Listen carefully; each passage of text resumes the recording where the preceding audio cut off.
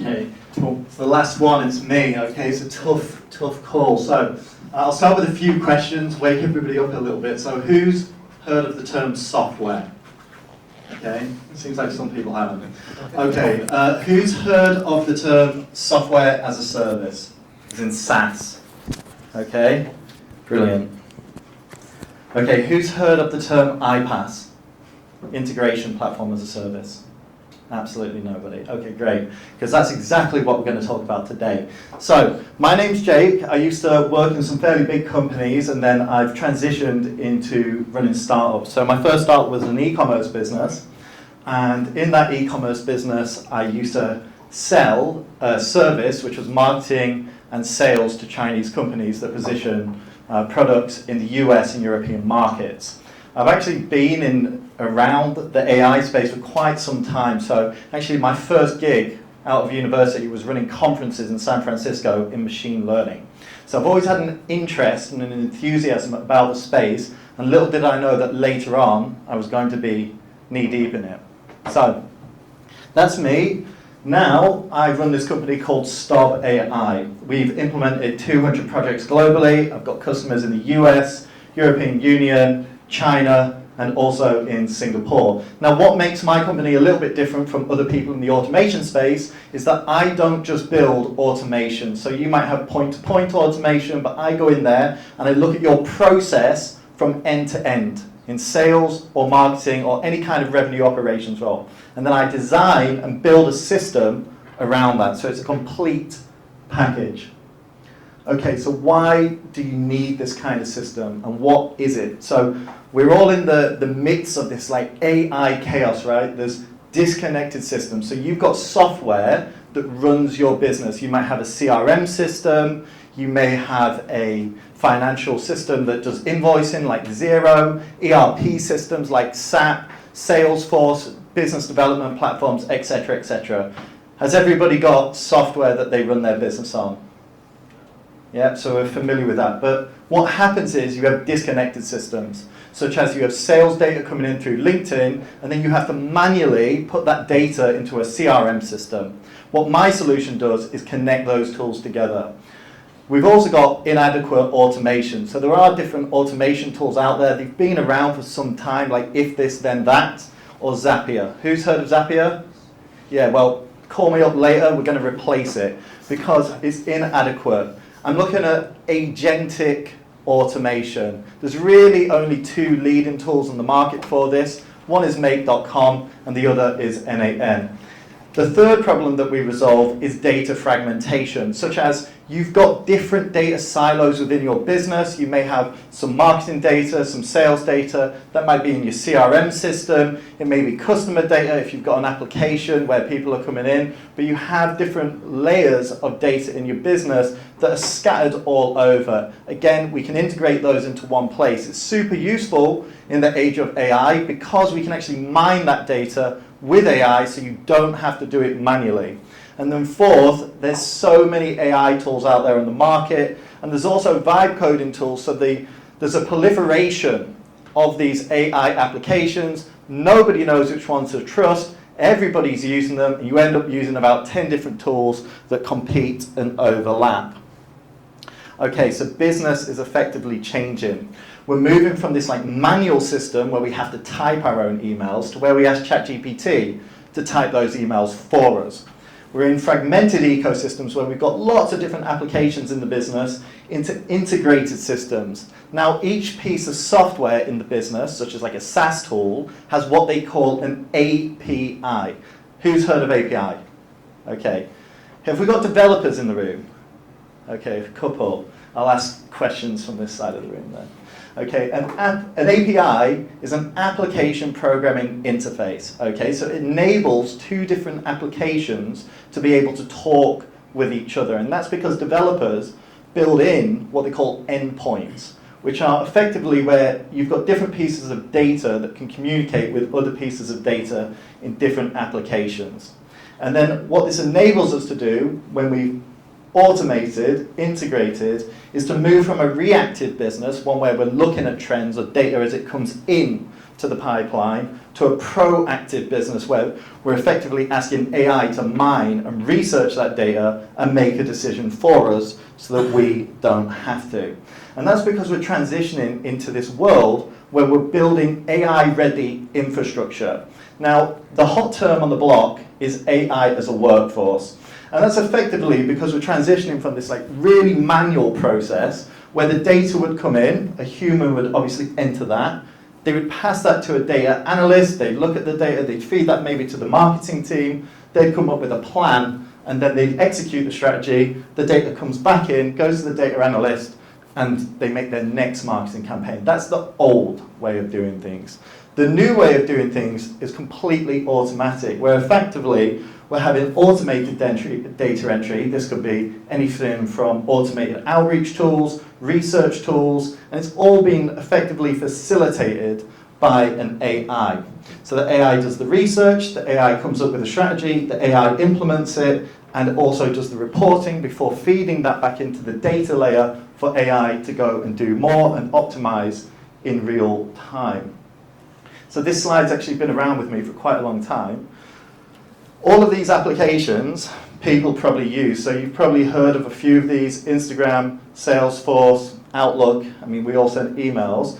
But the reason that I love iPaaS is in terms of this integration technology that I'm about to introduce you to, is because it saves lots of time. And it's good because if you've got lots of time in the business, that effectively acts as a lever on the cash flow that you've got coming in, which causes you to scale, because you're actually creating lots of time by automating tasks that are very low impact, but ultimately they need to be done to grow the revenue. So I'm going to teach you how everybody in this room can effectively build a fully orchestrated AI business.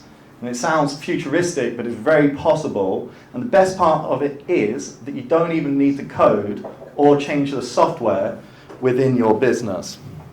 So the first thing to do is to get everybody to agree. Now, when I do this in businesses, I look at 3 pillars, okay? And they're the business alignment, the operational alignment, and the technical alignment in terms of the different applications that you use. So the business is, you go to the CEO, he wants you in there because he goes, great, you're going to make me loads of money. Let's talk about it. But often the CEO is not in touch with the social media manager that's actually doing the social media process. So, okay, he goes, let's automate social media content, but he doesn't actually know how his social media team are producing their content, doing the research, posting on the social media channels, just knows that it happens. Then we've got the technical orchestration. So let's take the example of social media again. What tools are the social media team using to post on their social media platforms? I mean, we could take any vertical at this point. It could be revenue, ops, or sales. But effectively, we've got to get all 3 parts of the business to agree. What are the goals? How are they achieved? And what technology are we going to use to get there? And that's where robust orchestration sits. It's in the middle of these 3 pillars. So when I build a system, this is my framework for how I think about orchestrating an AI-ready business. So it looks kind of complicated, but I assure you it's not. So full disclosure, the firm that I own is a technical partner to this company called Make.com. Who's heard of Make.com? Well, you have now. Okay, so there's a few competitors out there on the market, but I'm just going to talk about Make. There are other solutions, but why I love Make is because anybody in this room has the capability to use it. It's completely no code. I'm not from a coding background. I have been in my career in sales and marketing team leadership roles, and henceforth I use Make now to orchestrate revenue operations, marketing, and sales. So you've got the orchestration layer, AI layer, data storage, and control panel. Now these all fit together in a sequence that I'm about to show you how to do. So there's one more thing you need to know. So to implement this at scale, we have to implement 2 ways of thinking about how to build this orchestration layer, which is dynamic prompting and intelligent routing. Now, dynamic prompting, we all know what prompting is. You just ask the AI to do something. But a dynamic prompt is when the data that's fed into the AI changes every time. So in this example, it's actually from a sales system that automatically outreaches to people on LinkedIn and email. And this AI is going to write that message. Now, every lead within the database has a different name, a different company, a different job titles from a different industry, perhaps is in a different location. So that means that every time we feed data through this API, the information that's going into it changes. What doesn't change is this here. That says user prompt. That's the master prompt, okay? So that's you are a sales agent at a company and your job is to write sales emails or LinkedIn outreach. That doesn't change, but the information below it does. And that's how we can personalize an outreach. It's how we can personalize an invoice creation. It's how we can personalize a piece of even direct social media marketing. The second thing that I do is implement this thing called intelligent routing. And effectively, that's where the AI makes a decision based upon the context of the information that's fed into it to produce a different outcome. For example, in this system, again, it's part of the same sales system, but let's just take as an example that this was the weather. Is today hot or is today cold? It reads the weather forecast and it makes an assumption based upon the data, it's cold or it's hot. And that will send it in a different route. So this is a filter, effectively. If it's cold, use the top route. If it's hot, use the top route. If it's cold, use the bottom route. Okay, so important to understand. We'll breeze over this, but we'll come back to that in a moment. If you want to take a photo of anything, you can take a photo of this, but we're going to cover this in more detail in the next few slides where we'll actually go through what this means in practical terms so that you can actually implement this into your own business. Right, we're going to start with the data layer. So we're in the age of data really because AI feeds from data. Okay, you store the data. Again, I'm going to use the example of a fully end-to-end sales system here. But effectively, we're scraping information out of two places. One is LinkedIn, and the other is Apollo, which is a data provider. It's got information from different businesses. We capture all the data as it comes in, and we store it. So we're just taking information from people's LinkedIn pages. So we're running through LinkedIn, scraping all the data off the LinkedIn page, and then we're storing all of that in a data store.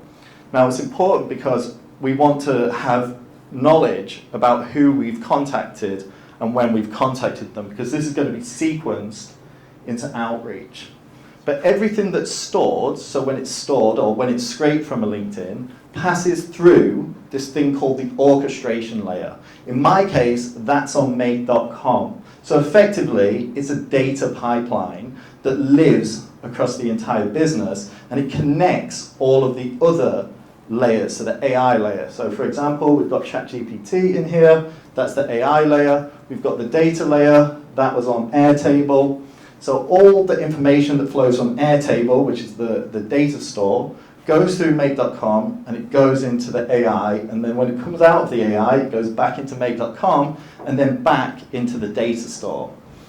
So in this sales process, actually, this is made up of 9 different workflows. All of them are interacting with each other and they run permanently. So data is running in and out of these different workflows.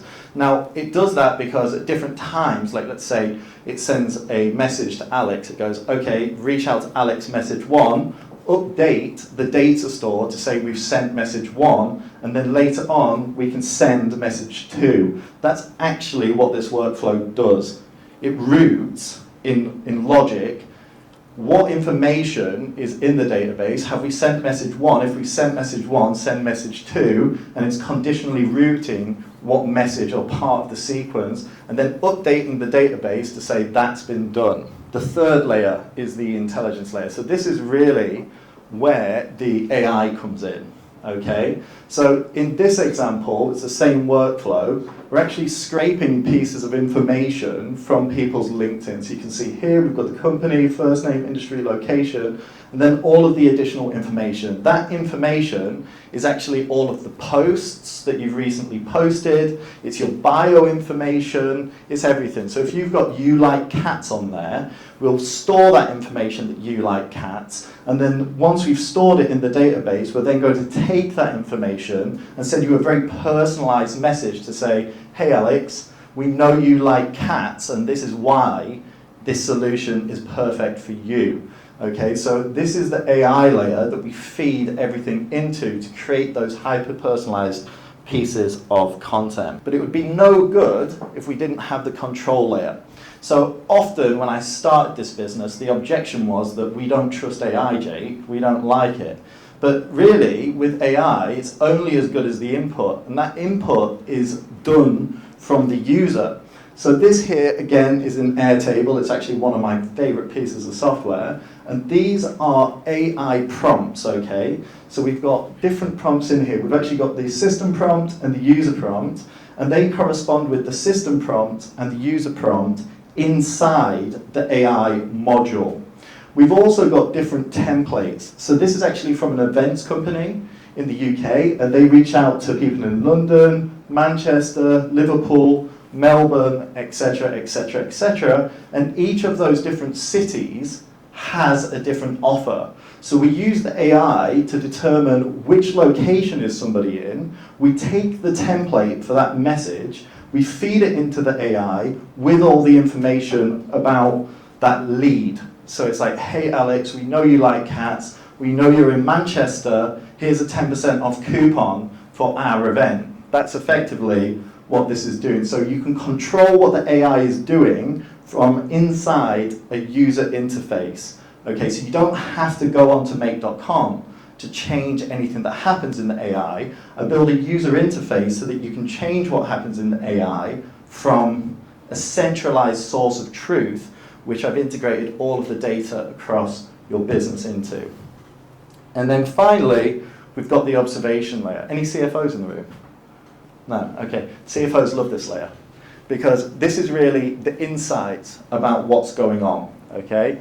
We've got lots of insights about what's going on. We can track all kinds of things. We've got sales systems out there that track how long it takes a rep to respond in seconds to an inbound lead.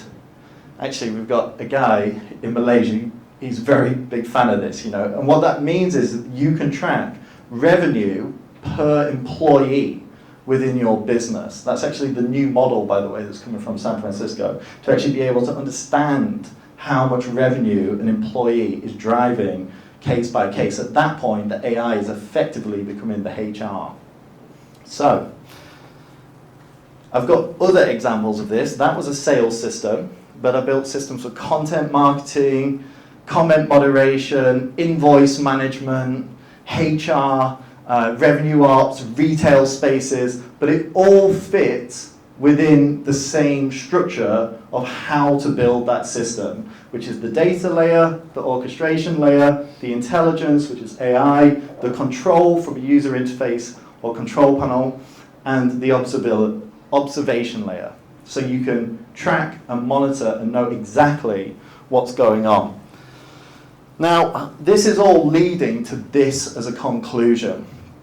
Everybody's afraid of AI. We've all heard it that, you know, AI is not going to replace you, but somebody with an AI is going to, you know, take out everybody. Okay, that's kind of not true. What's actually going to happen is an AI that's embedded inside an automated process is going to wipe out everybody. So let's just take, for example, have we got any HubSpot users in the room? Okay, great. Does anybody not know what HubSpot is? Okay, it's a CRM system. You can email people out of it. So you've got all of your information about your people that you outreach to stored inside a database. They could be customers, they could be anybody really, but let's just say customers for the sake of it. And you want to email them constantly to keep them nurtured. That's called lead nurturing. Okay, so what happens is that when we send out an email blast, we get information from the market. Who's opened it, how many clicks, did they click on it, what kind of people have opened it, was it men, was it women, how old were they, all of that information comes back into your CRM system. And the CRM system in this case is the data layer.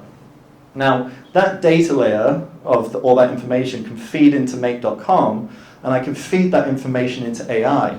Now, what that would enable me to do is that once I've sent out my email marketing campaign, I can understand what they liked, what they didn't like. I feed that into the AI, and the AI gives me, maybe we say your job is to take data and optimize an email marketing campaign for the customers. It comes back into the orchestration layer and it updates inside the CRM system. This is a new email marketing campaign based upon the external data.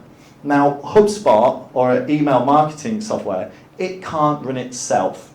But HubSpot plus make.com plus ChatGPT can run without a human. So at this point, you've got a closed loop AI system where all of your marketing is effectively optimizing to your audience based on the external data from the market. And that could be in real time, or it could be in however many times you set. You can make it every month, every week. It's really up to you.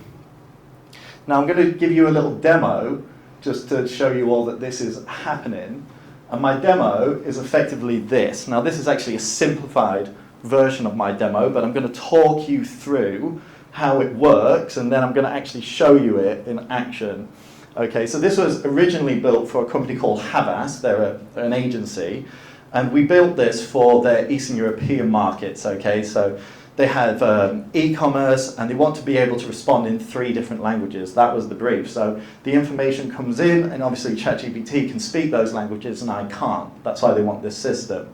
Okay, so the information in this scenario is coming in via Instagram. Someone goes onto their channel, and they say, how much is product X?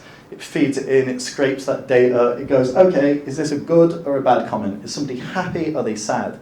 They're happy or they're sad, and then it updates that in the database. This comment is a happy comment. Then it'll go, is this comment a question, such as like a question about the product, or is it a normal comment, such as how is the weather? Okay, and when we've got that, we can go, okay, it's a question about a product, send the top route.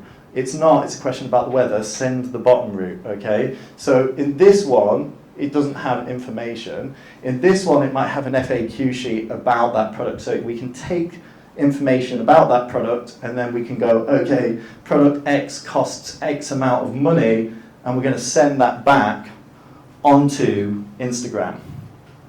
So this is actually the Instagram account that this is connected to. If you want to talk to this AI, scan this QR code, and you'll be able to do so in real time.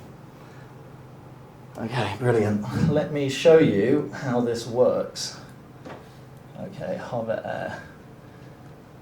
Okay, so this one here is a bit more complicated than the version I showed you, but this is live and it's running in real time. And the the data will come into the orchestration layer. It will run a series of different, like conditional logic, intelligent routing, all of the things that we've talked about, and it will update that into this data store that's loading. Okay, so here is all the comments that are coming in from the different social media channels. You can see here, we've got the brand FAQ, we've got the knowledge base of all the products, so what products they're currently on sale, the prices and the URLs for those web pages. We've got how to respond to specific keywords. Let's say they were running a competition and you wanted to give a canned response, say this to that word. This is where you would answer that in.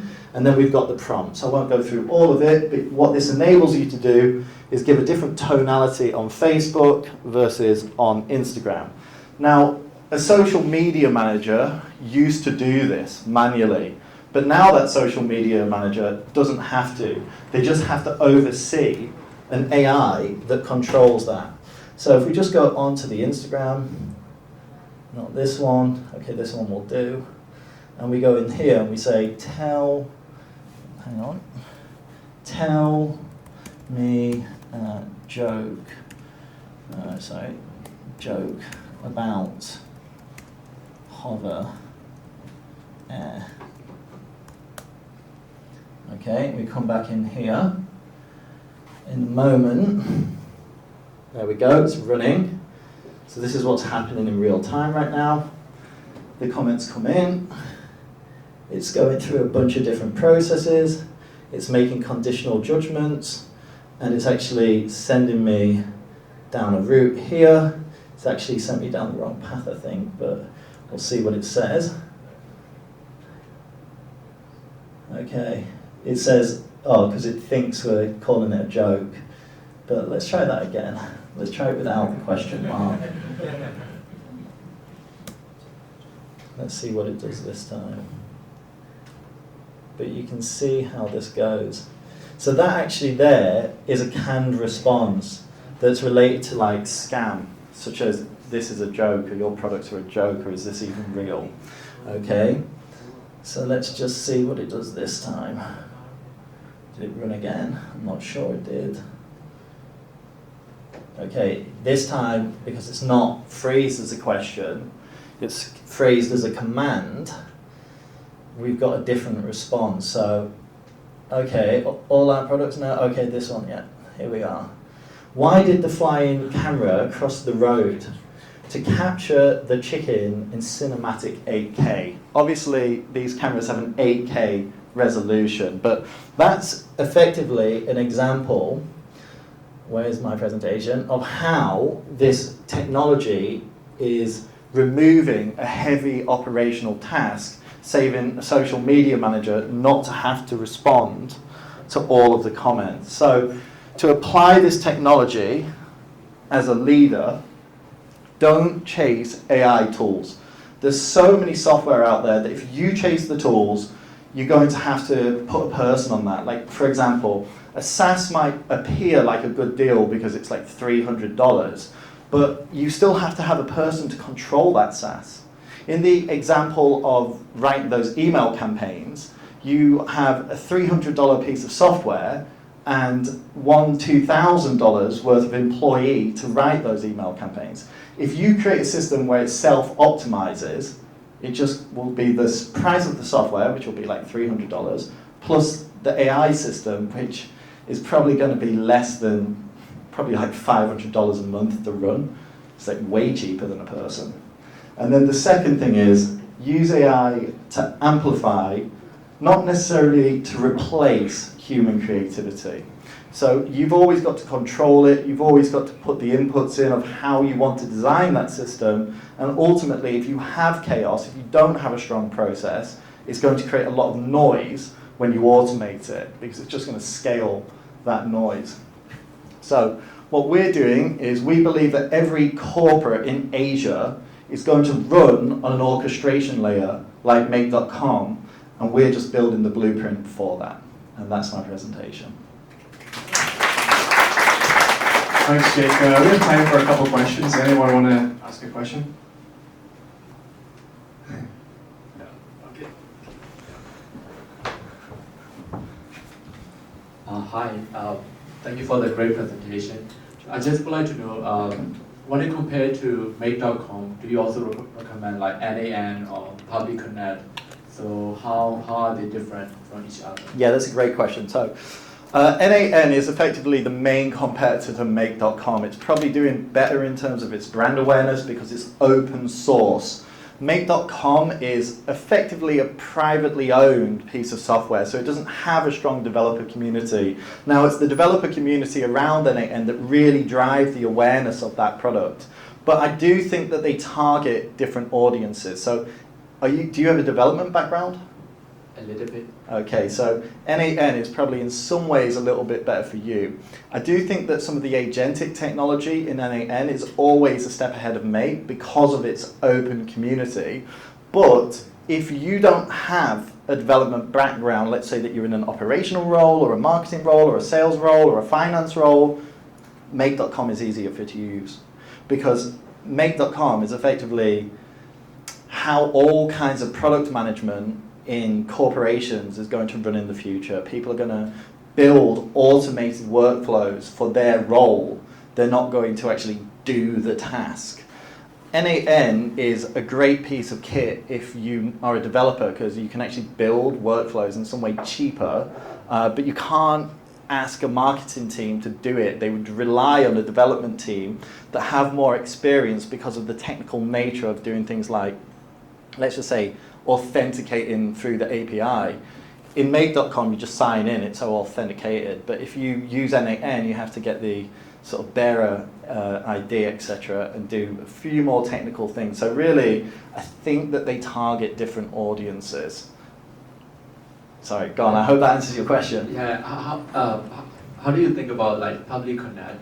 I think like Make.com and Public Connect are kind of the same, but like surely Public Connect offer lifetime deals. So. No idea. No idea about that one. Like if it's not NAN or Make.com, then at the minute I'm not really like paying attention to it. Like I'm so deep into this, the newer technologies, I don't really check in. I mean, LangChain is something that I've played around with as well. I'd say that's another one that's quite big on the market, but again, it's catering towards people that are developers or developing like agentic systems at scale, like huge enterprise level scale with like massive databases. But yeah, again, I hope that answers your question. Cool. One more? Yeah, sure. Yeah. So you said N8N is more targeted towards devs, but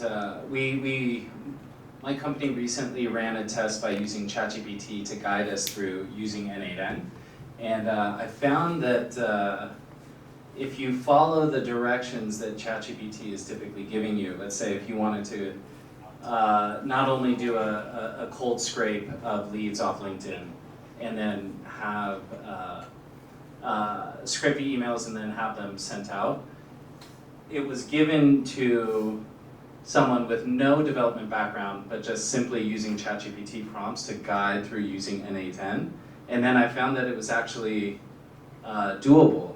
And I'm curious if N8N is specifically targeting developers, or is it a tool that is kind of being touted as being able to be used by everyone? I mean, both, for sure. Like, of course, it's a competitive market, and this kind of technology, like integration platform as a service, is here to stay. And again, it's built so people can automate their jobs, so that they manage it like AI agents, that AI is a workforce as opposed to actually do the manual operations. I'm not in the least bit surprised about your story, by the way. That's a relatively simple workflow. Of course, I'm a little bit biased towards Make. You know, we are a partner of Make.com, but I'm absolutely in no means against N8N. I've recently been approached to build things on N8N as well. I also think that the other advantage to N8N is that you can build it on-prem, but by the sounds of this workflow that you're describing is not like super high in complexity. It's not like a complete end-to-end system. It's just like one specific thing, and I think that's a great story and a great use case. So you could probably do the same on both. I think it really comes down to your preference of tool. N8N as well, I believe, is maybe a touch cheaper to run, because you pay by workflow instead of operations, but I don't think that for most people, like if we took everybody in this room and said pick one or the other, and then said which one are you more comfortable on without the aid of ChatGPT, or which one did you pick up quicker, it would probably be Make.com, and the advantage to Make is the speed of development and implementation, that you can cut that cycle down, especially in a massive organization, from something that's going to take like 12 months to like 3. All right, big round of applause for Jake. Really good. Yeah, that wraps up